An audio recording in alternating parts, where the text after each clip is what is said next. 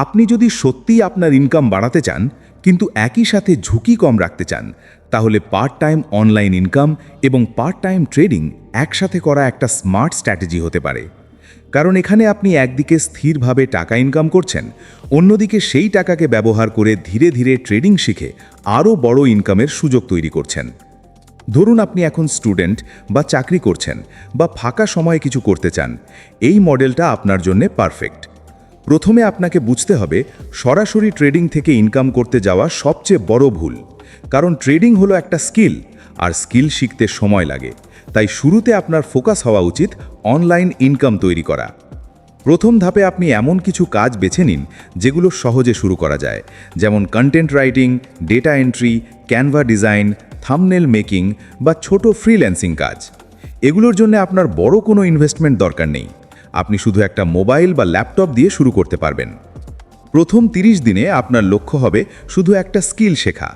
প্রতিদিন 2 থেকে 3 ঘন্টা সময় দিন, ইউটিউব দেখে ফ্রি রিসোর্স ব্যবহার করে স্কিলটা শিখুন। এরপরে পরের 30 দিনে আপনি ছোট ছোট কাজ নিতে শুরু করুন। শুরুতে হয়তো কম টাকা পাবেন, কিন্তু এখানে আপনার ফোকাস থাকবে এক্সপিরিয়েন্স আর কনসিস্টেন্সি। ধরুন আপনি মাসে 5,000 থেকে 10,000 টাকা ইনকাম করতে পারছেন। এই টাকাটাই হবে আপনার ট্রেডিং ক্যাপিটাল।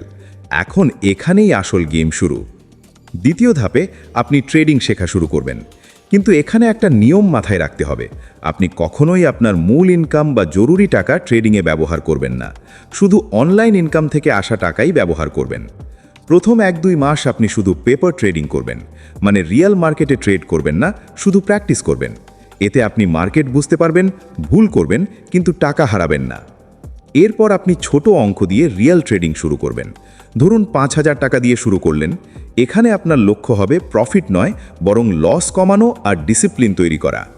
আপনাকে কিছু বেসিক রুলস ফলো করতে হবে, যেমন এক ট্রেডে কখনোই 2%-এর বেশি রিস্ক নেবেন না। স্টপ লস অবশ্যই ব্যবহার করবেন, ওভার ট্রেডিং করবেন না। প্রতিদিন 1-2 ভালো ট্রেড নিলেই যথেষ্ট। এখন আসল প্রশ্ন, দুটো একসাথে কিভাবে ম্যানেজ করবেন? আপনার একটা ডেইলি রুটিন সেট করতে হবে। সকালে বা রাতে 2 থেকে 3 ঘন্টা অনলাইন কাজ করুন, আর মার্কেট খোলা থাকলে 1 থেকে 2 ঘন্টা ট্রেডিংয়ে দিন।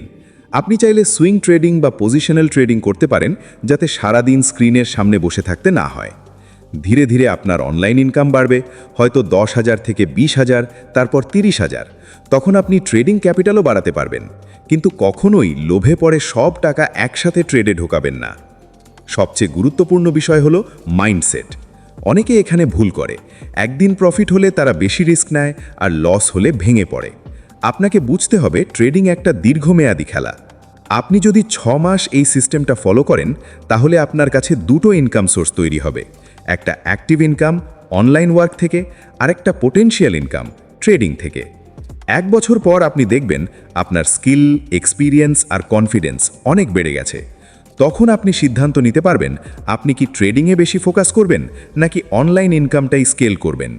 সবশেষে একটা কথা মনে রাখবেন, এই পুরো রোড ম্যাপটা দ্রুত ধনী হওয়ার জন্য নয়।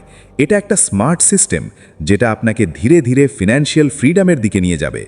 কনসিস্টেন্সি থাকলে, ডিসিপ্লিন থাকলে আর ইমোশনাল কন্ট্রোল রাখতে পারলে এই মডেলটা আপনার জীবন বদলে দিতে পারে।